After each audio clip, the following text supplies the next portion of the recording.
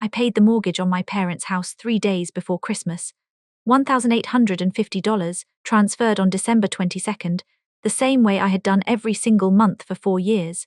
Then I baked 2 pies, drove across El Paso, Texas, walked through that front door and sat down at the table with the people who were supposed to be my family. My father looked me in the eye and said, "You're just a burden, always have been." My brother laughed. And I put down my fork and walked out without saying a single word. Before I tell you the rest of this story, I want to know where you are watching from right now. Drop your city or your state in the comments below. And if you have ever given everything to people who made you feel like you were never enough, go ahead and hit that like button, because this story is for you. Subscribe so you do not miss what comes next, because what happened in the weeks after that Christmas dinner changed every single part of my life in ways I never planned and never expected. Let us go back to the beginning. I moved out of my parents' house in El Paso when I was 26. I had finished my graduate degree in economics, landed a position as an economist with a regional consulting firm, and signed a lease on a 1-bedroom apartment about 4 miles from the house I grew up in. I thought that distance would feel like freedom. In some ways it did, but I never actually left, not really, because the financial connection never broke. It started the way these things always start, with something small and reasonable. My father, Yorick, called me 2 months after I moved out to tell me the mortgage payment had bounced. He said it was a temporary cash problem. He said he would fix it the following month. He asked if I could cover it just this once. I was 26 years old. I had a salary. I said yes. That was the first payment. There was no second conversation about it. The following month no one mentioned the mortgage at all, and then the due date passed and Yorick called again with the same explanation. Temporary, just this once. By the 4th month he stopped calling to ask. The bank details were already in my account. The transfer just happened. I told myself this was what family did. I told myself Yorick was going through a difficult stretch, that my mother Dorian needed stability, that things would stabilize soon. I had grown up watching my mother absorb every problem in that house silently, and I had learned the same lesson she had. Keep the peace, fill the gap, do not make it worse by saying something. My brother Zephyr was 2 years older than me. He had lived in the house with my parents since he was 22, 10 years of on and off arrangements, various business ideas that never moved past the planning stage, jobs that lasted 3 or 4 months before something went wrong that was never his fault. My parents spoke about Zephyr with a particular softness, the kind of voice people use when they are protecting something fragile. When Yorick talked about Zephyr, he used words like potential and vision. When he talked about me, if he talked about me at all, he used words like practical, which in his mouth did not sound like a compliment. Over 4 years, the mortgage payment became one item on a longer list. I was covering $1,850 a month for the mortgage. I was paying the electric and water bill, which averaged $180 a month. The homeowner's insurance ran $120 a month. I transferred $300 a month to my mother for groceries, a number she had asked for once and which became permanent without further discussion. There were the unscheduled expenses, the roof repair after a bad storm, the replacement of the central air conditioning unit, the property tax bill that Yorick forwarded to me with no message other than "this came today." I never added it all up while it was happening. I did not want to see the number. I think some part of me understood that if I saw the number clearly, I would have to make a decision I was not ready to make. Dorian never asked me to do any of this. She also never told me to stop. She received my transfers and said thank you in the same quiet tone she used for everything, the tone that meant I see this and I cannot protect you from what is also happening. Zephyr, during all of this, was working on something new. There was always something new. A real estate venture, an import business, a consulting idea that required startup capital he was assembling. My parents listened to every plan with visible enthusiasm. At family dinners, which I attended dutifully because not attending felt worse than attending, the conversation rotated around Zephyr's current project. I ate, answered questions when asked, and drove home. I want to be precise about something. The payments I made were not loans, there was no paperwork, there was no repayment plan, there was no conversation at any point where Yorick said, "I will pay you back." The money moved in one direction for 48 months, and in that time, not one person in that house said thank you unprompted, not one person asked how I was managing my own finances, and not one person seemed to register that the stability they were living inside had a name attached to it, and that name was mine. By December of that year, I had contributed a total of approximately $250,000 to that household. I know that number now because I counted it the night I got home from Christmas dinner. I almost did not go to Christmas dinner that year. I stood in my apartment on the morning of December 25th and thought about calling to say I was not feeling well. I had been doing that calculation more often in recent months, weighing the cost of showing up against the cost of the conversation that would follow if I did not. Showing up was always easier in the short term. I baked 2 pies that morning, a pecan and a sweet potato. I packed them carefully, drove to the house and let myself in with the key I still had. Zephyr and his wife Petra were already there. 2 relatives I saw once a year, a couple from Dorian's side of the family named Horace and Lavinia, were seated near the end of the table. Yorick was at the head. No one commented on the pies. Petra put them on the counter and returned to the table. Zephyr was mid-story, something about a meeting he had taken the previous week with a potential investor. Yorick was nodding. Dorian was moving between the kitchen and the table, and I joined her for a few minutes to help finish the food before sitting down. The first part of the meal passed without incident. Zephyr talked. Yorick asked follow-up questions. Horace and Lavinia laughed at the right moments. I ate and answered when I was directly addressed. Then Yorick turned to me and asked about my work. Not with curiosity, with the tone of a man who has already decided the answer is not interesting. I told him I had been working on a risk analysis model for a regional infrastructure project. He was quiet for a moment, then said, "I never understood what it is you actually do. You sit with numbers all day. How does that help anyone?" I said that economic analysis informed a lot of public and private decisions. He made a sound that was not agreement. Zephyr said she's always been like that, everything theoretical. I did not respond. I cut a piece of food on my plate and kept eating. Then Yorick set down his fork. He looked at me directly, the way he did when he was about to say something he had been thinking for a while. He said, "You know, Isabel, I have been thinking about it, and honestly you have always been a burden to this family. Always have been." The table went quiet. Zephyr laughed, not a short, uncomfortable laugh, a real one. Then he said, "At least I make this family proud." Dorian looked down at her plate. Horace and Lavinia did not move. I sat with that for about 4 seconds. I was not shaking, I was not crying. Something in me had simply reached a point that could not be pushed further. I set my fork down on the plate. I stood up. I walked to the chair where I had hung my coat, put it on and walked to the front door. I did not say goodbye. I did not slam the door. I closed it behind me and walked to my car. I sat in the driver's seat for a few minutes without starting the engine. I was not thinking about what had just happened. I was thinking about the mortgage payment I had made 3 days earlier. I was thinking about 48 months. I was thinking about $250,000. I started the car and drove home. I got back to my apartment in El Paso a little after 9 in the evening. I did not call anyone. I sat down at my desk, opened my laptop, and pulled up my bank's online portal. I worked through it methodically. I cancelled the automatic mortgage transfer scheduled for January. I cancelled the electric and water bill payment. I cancelled the homeowner's insurance payment. I cancelled the $300 monthly grocery transfer to my mother. Each cancellation took less than 2 minutes. When I was done, I closed the laptop and went to bed. I did not send a message to anyone explaining what I had done. I did not call to warn them. I had spent 4 years subsidizing a household that treated me as invisible at best and a problem at worst. I did not owe them a notice period. 3 weeks passed, then Yorick called. He did not say hello. The first words out of his mouth were, "Why is the mortgage unpaid?" His voice had the quality of a man reporting a malfunction to a repair service. Not angry, not worried, just reporting a problem that needed to be corrected. There was no mention of Christmas, no acknowledgement of what he had said at that table. Just the question, delivered with the assumption that I would provide an explanation and then correct the error. I said, "You are not getting a single dollar from me." Then I ended the calls. He called back twice within the next 10 minutes.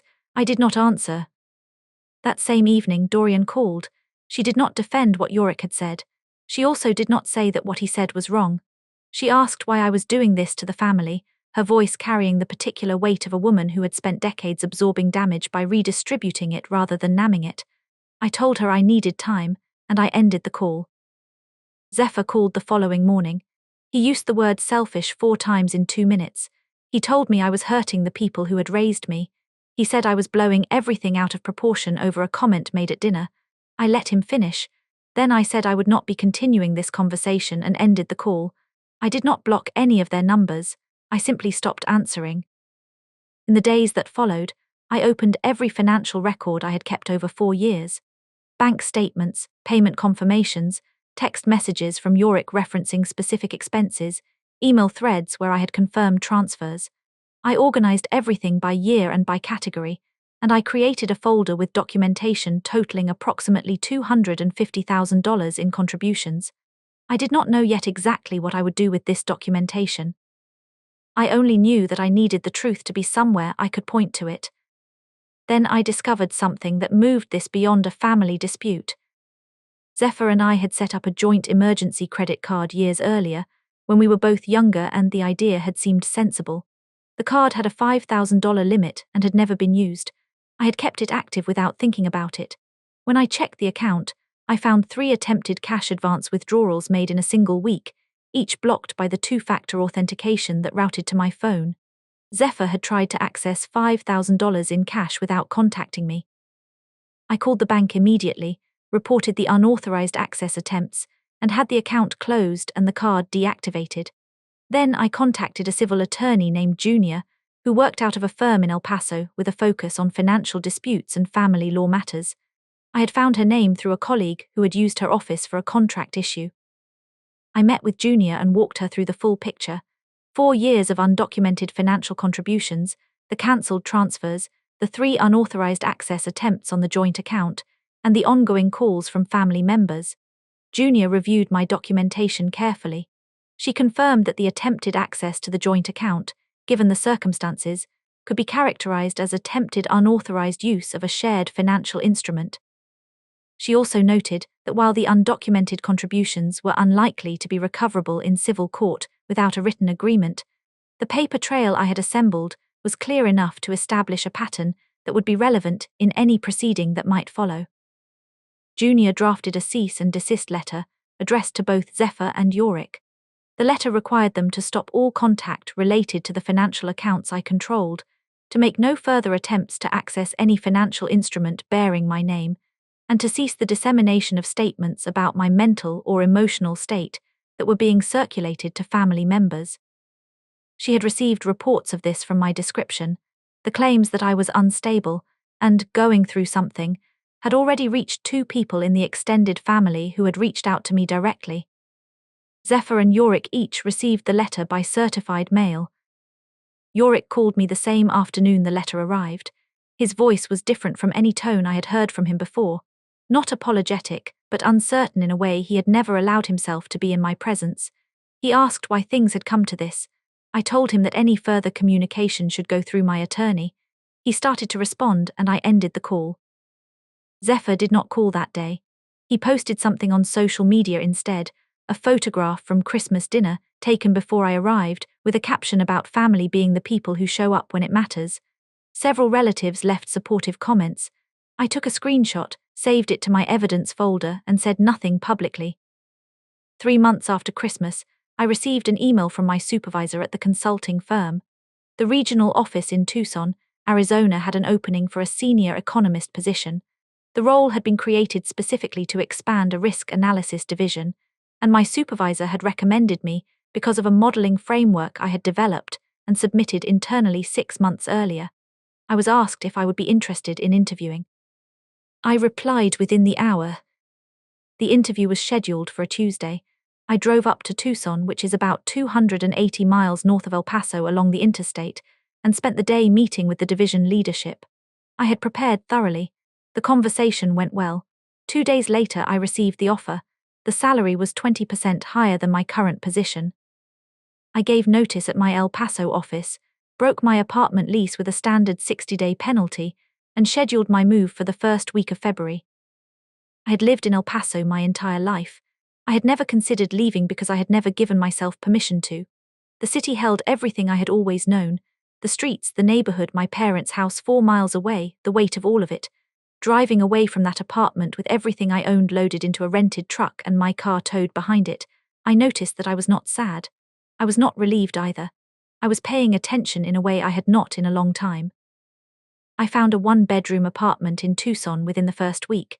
It was smaller than my place in El Paso, and I liked it better. I started at the Tucson office on a Monday and spent the first 3 weeks learning the division's existing frameworks before beginning to adapt my own model to the new regional context. A colleague in the Tucson office mentioned a therapist she had seen for 2 years, a woman named Vera who had a practice near the university district. I made an appointment for the following week, mostly because I recognized that I had been functioning on discipline alone for several months, and that discipline without processing has a ceiling. Vera was direct and unhurried. In our second session, she asked me when the last time was that I had spent money on myself without feeling guilty about it.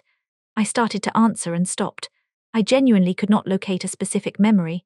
I told her I did not know. She did not react to that with alarm or with sympathy. She just wrote something down and said that was a useful place to start. I left that session and drove to a bookstore and bought 3 books I had been meaning to read for over a year. It was a small thing. It felt unfamiliar in a way that surprised me.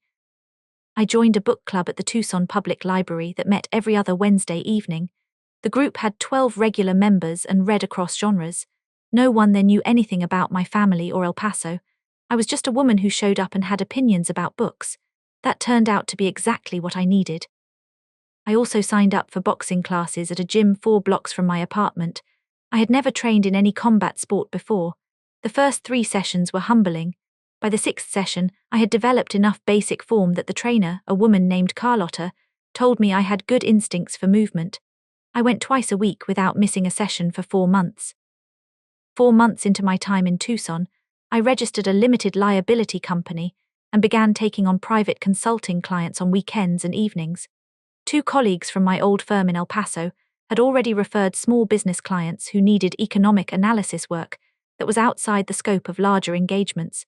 Within 2 months, I had 3 paying clients and a 4th in conversation.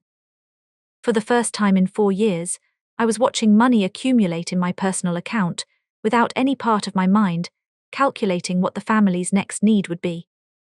Meanwhile, the situation with the house in El Paso was moving through its own timeline. After I stopped the mortgage payments, the bank began the foreclosure process at around the 3-month mark, consistent with the terms of the loan. Junior had kept me informed of the general timeline based on her experience with similar cases.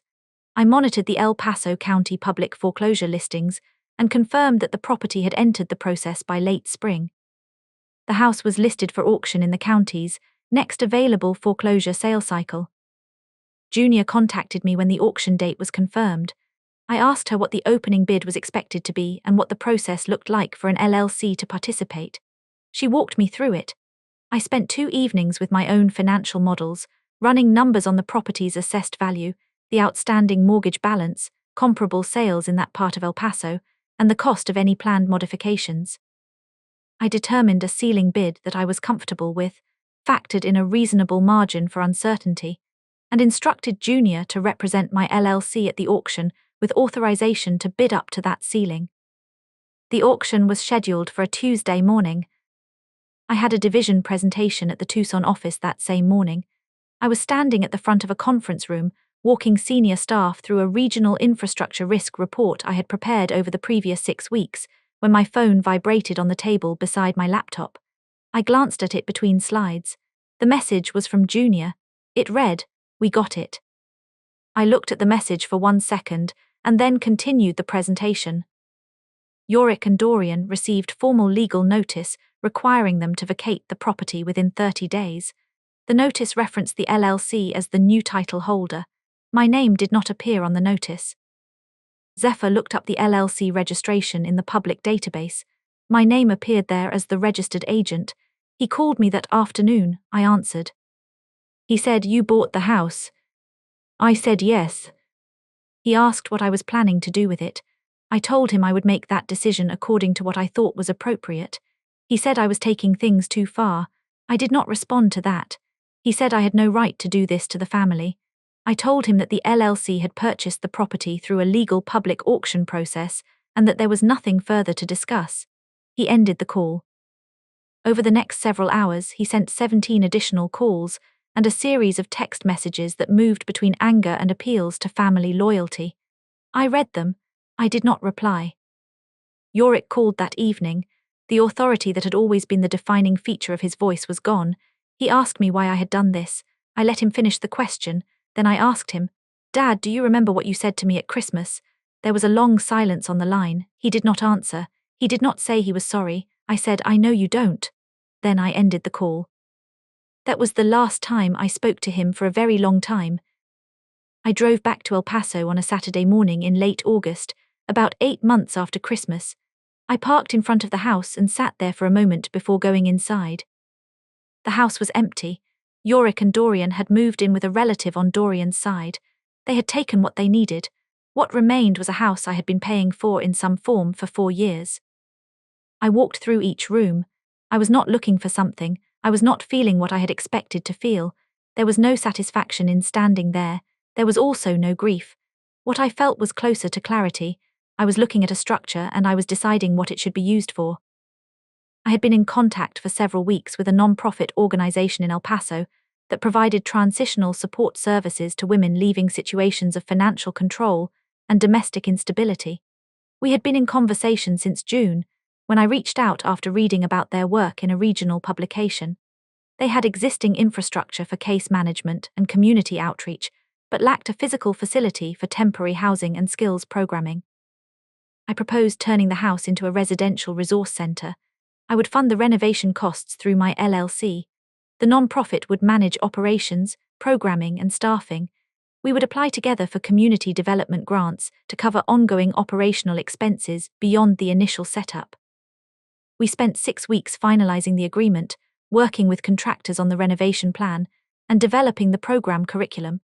I designed the financial literacy curriculum myself, drawing on my professional background to create accessible materials on budgeting, credit rebuilding, debt navigation, and basic financial planning for women who had never had independent control over household finances. Junior connected us with a network of attorneys who agreed to provide pro bono legal consultations on a rotating basis, covering areas including protective orders, property rights, and financial fraud. Vera, my therapist in Tucson, helped me think through the structure of the peer support component, which would be facilitated by a licensed counselor the non-profit had already on staff. We named the facility New Start House. The renovation took 11 weeks. We opened on a Saturday in late November, 11 months and 1 week after Christmas dinner. The opening was small. Junior came. Vera drove down from Tucson. Several members of my book club made the trip. The non-profit's director, a woman named Constance, gave a short address. There was no press. There was no ceremony beyond people standing in a renovated house that was clean and ready and open. The first resident was a 32-year-old woman named Odette. She had spent 6 years in a marriage in which her husband controlled every dollar that came into the household. She did not have a credit history in her own name. She did not know what her monthly expenses were because she had never been permitted to manage them. She arrived with 2 bags and a child who was 4 years old. She stayed for 5 months. When she left, she had a bank account, a basic budget she had built herself, a referral for ongoing legal support, and a part-time job she had found through a contact Constance had introduced her to. I drove back to Tucson the Sunday after the opening. I want to be straightforward with you about where I am now, because I think honesty is the only thing that makes a story like this worth telling. I am not at peace with everything that happened. There are mornings when I think about that Christmas dinner and feel the weight of it again, not as fresh pain, but as something that has not fully finished resolving. I do not think it will completely. What my father said to me that night was not something he invented in a moment of frustration. It was something he had believed for a long time and had simply not said out loud before. That is the part that takes the longest to sit with, not the words themselves, but the understanding that the words were not new. My relationship with my mother remains complicated. Dorian did not cause what happened, and she also did not stop it, and those two things exist in me at the same time without cancelling each other out. I am not ready to have a full conversation with her yet. I do not know when I will be. Zephyr and I have not spoken since the phone call the day he found out I had bought the house. I do not expect that to change. What has changed is this: I no longer make financial decisions from a place of guilt. I do not give money because I am afraid of what will happen if I do not. I do not stay quiet at a table where I am being diminished because leaving feels too disruptive. I have learned, slowly and with a great deal of help from Vera, and from the process of building something real, that a boundary is not a punishment. It is information. It tells the people around you what you are and are not willing to accept, and it tells you who responds to that information with respect, and who responds with pressure. I paid $250,000 to learn that lesson. I am not recommending that method to anyone. But I am saying that the moment I stopped paying, and the months that followed, gave me something I had not had in years, a life that was organized around my own choices instead of around someone else's needs. New Start House is still operating. Constance sends me updates every few weeks. As of this fall, 31 women have gone through the program. Most of them had never had a bank account in their own name. Most of them had never been told that financial literacy was something they were allowed to learn. I think about Odette sometimes. I think about what it cost her to walk through that door with 2 bags and a 4-year-old and ask for help. I think about how much courage that takes and how invisible that kind of courage usually is. Now I want to ask you something, and I want you to think about it honestly before you answer. Is there something you are currently paying for, financially or otherwise, that you know is costing you more than it is worth? Not necessarily money. It could be your time, your energy, your silence at a table where you should be speaking. Is there a version of that $250,000 in your own life, something you have been contributing without acknowledgement, without reciprocity, without any conversation about whether it should continue? Drop your answer in the comments. I read them. I want to know what this story brought up for you, because if you are carrying something like what I carried, you deserve to name it out loud, even if only in a comment section. If this story reached something in you, please share it with someone who might need to hear it. There is someone in your life right now who is sitting at a table that has cost them too much for too long. Share this with them. And if you want to hear more stories like this one, stories about real women navigating real situations with no easy answers, subscribe to this channel. That is the only way to make sure you do not miss what comes next. Thank you for sitting with this story today. I know it was a long one. I know some parts of it were hard to hear. I hope it left you with something useful, not a blueprint, not a guarantee, but the knowledge that it is possible to stop, to look clearly at what something is actually costing you, and to make a different choice. Take care of yourselves, and take care of each other.